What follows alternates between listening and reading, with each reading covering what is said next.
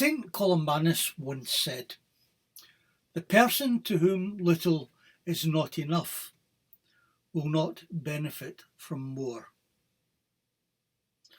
I can remember reading that Christian mission is to take the excessive love of God, Christ Jesus himself, beyond the barriers of selfishness and geography, beyond pride and poverty, to hearts that long for justice and to know the peace that only Christ and truth may bring.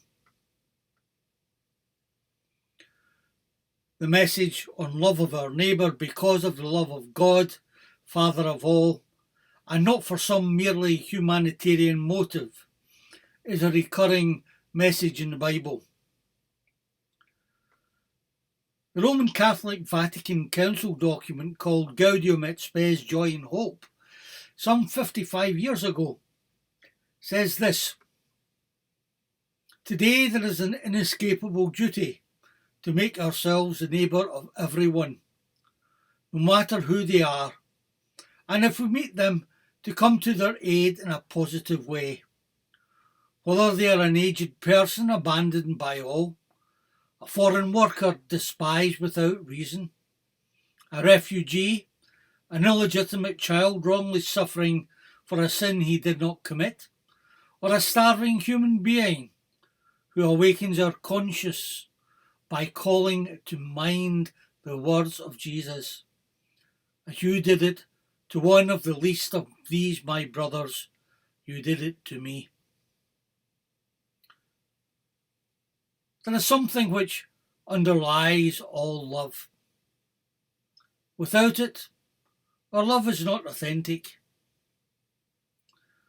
I'm sure some of you will remember, probably around about 15 years ago, there was a mass movement in the developed countries with marches, conferences and concerts and things to make poverty history.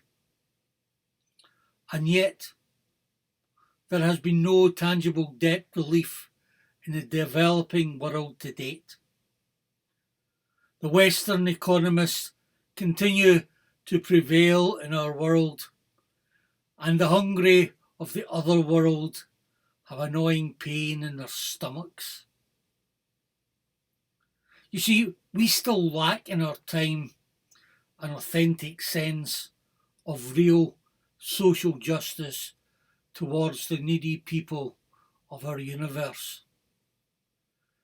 There can be no genuine love without justice, yet justice of itself is not enough.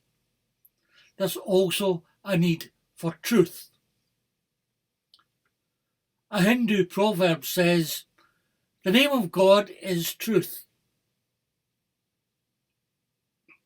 It belongs to the very nature of our life-giving God, for he is always faithful to his promises. Truth is about being trustworthy, being a loyal friend, like the beloved disciple John, who stood by the cross of Jesus with Mary his mother. There's a biblical proverb that says, "To tell the truth is to further justice."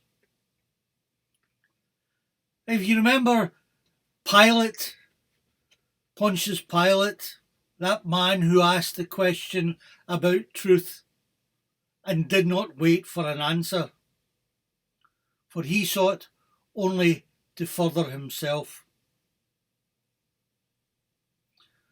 We too need freedom, so that there may be love. It is the basic theme of the Bible. In Exodus, we hear, "Let my people go." In Isaiah, "Let the oppressed go free."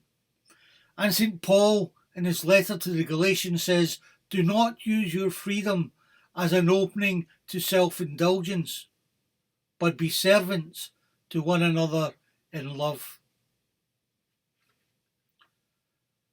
Everyone is free to love. That should be our aim. Everyone to be free to love.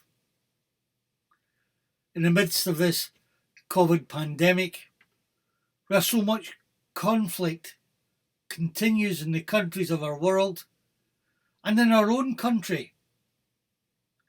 At least political and economical, sometimes social, occasionally armed conflicts. It would be good to listen and to take heed of what Paul of Tarsus tells us.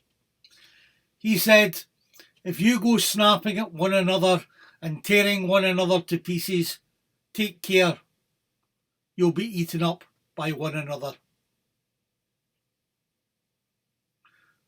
Yet love will always be inventive, for there's a quality about love that creates justice and truth which leads to peace. It's a sharing of life together with a deep respect, a continual concern, and a growing understanding of others. The prophet Jeremiah says on behalf of the Lord, I have loved you with an everlasting love. Therefore I have continued my faithfulness to you. In the New Testament of the Bible, Jesus shows the divine faithful at work, especially to Zacchaeus, in whose heart he created justice by his loving request to eat in the tax collector's house. And then, of course, ultimately, Jesus died on the cross, forgiving his enemies who did not understand such a way of love.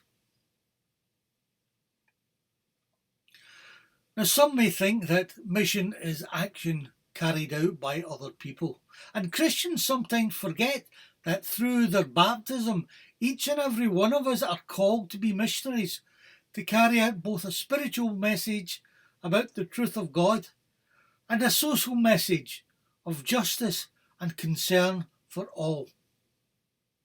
And this message is as relevant here in Banff, where I live, as in Birmingham or Botswana or anywhere else in the world. We are called to proclaim the good news of Jesus Christ by our actions as well as our lips. We are called to demonstrate our love and solidarity with our brothers and sisters throughout the world and in our own communities, to support them in their own ways of bringing the love of God to those around them. If we think that we are doing our bit by giving money without the relevant Christian action towards our neighbour, then we're almost as misguided as the Pharisees.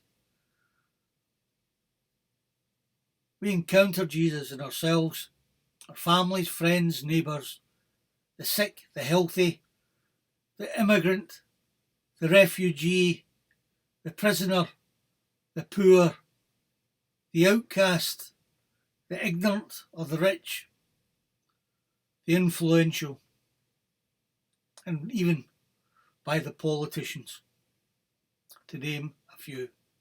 And it's by our actions and words that we authentically love God and neighbour as ourselves.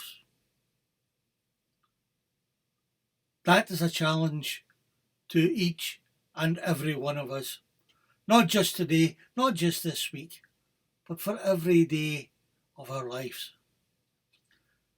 So may God bless you and yours. Stay healthy, holy and happy during these challenging times by helping others in their need and loving them abundantly. Thank you.